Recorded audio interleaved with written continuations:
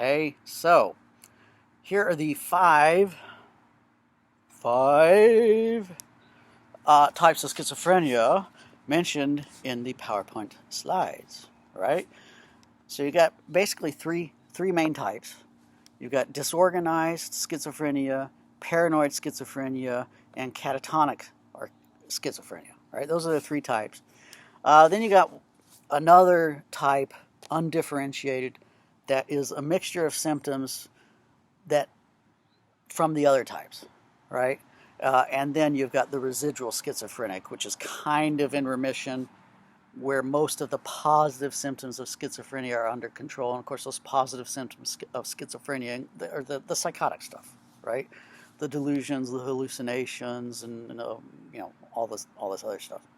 But anyway, so disorganized schizophrenia, right? Disorganized schizophrenia. This is where the individual has very, very bizarre, unpredictable behavior patterns.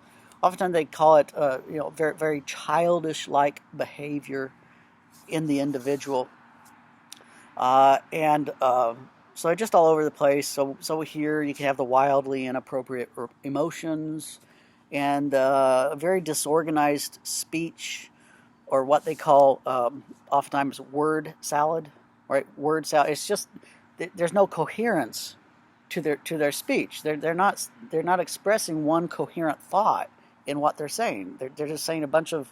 It sounds like just a bunch of unrelated words, right? So that's kind of the disorganized schizophrenic. Then you got the paranoid schizophrenic, and this is more the stereotypical schizophrenic that all of us think of, right? The paranoid schizophrenic. This is the one that has delusions of grandeur, oftentimes, right? False beliefs about their own importance, right? That, the future of the world depends on me, the aliens are in touch with me, or I'm Napoleon or Jesus Christ.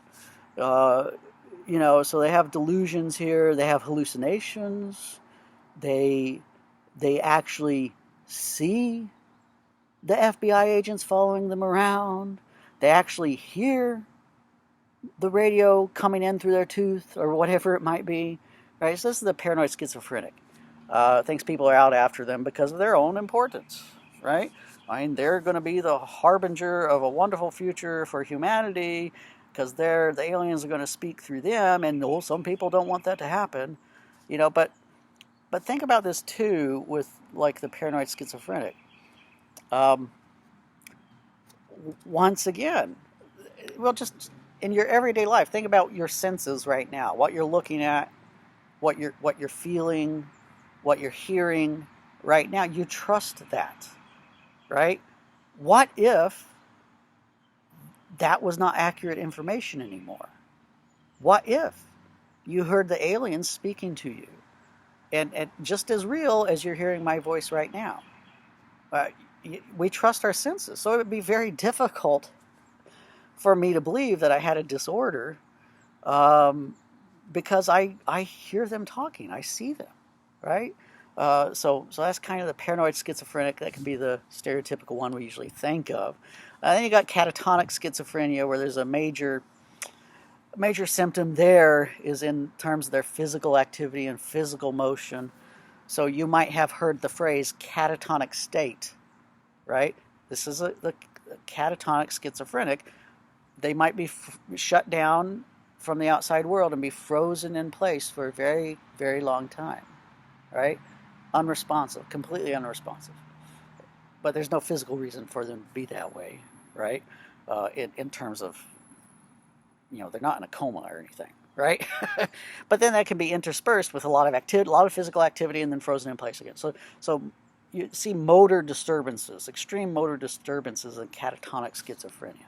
And then you've got the undifferentiated schizophrenic, who has a variety of symptoms from those other types of schizophrenia, but he or she doesn't neatly fit in one of those first three types, so you call them undifferentiated schizophrenic, right? Mixture of symptoms. And then you got the residual schizophrenic, as I said, where the positive symptoms, those active psychotic symptoms, are mostly under control, right? At least to the point where they can fight the urge to believe that stuff or whatever. So yeah, my friend from college, she developed paranoid schizophrenia, right? Paranoid schizophrenia. Well, she thought her brother was a robot, you know. Um, I talked with her once again years ago. I've lost touch. You know, I hope she's okay, but prognosis is probably not that great. Um, but yeah, she talked to me a little bit about the medication, right? About the antipsychotic medication, which we'll mention in the next chapter in therapy, because you got drug therapy too, right? Um,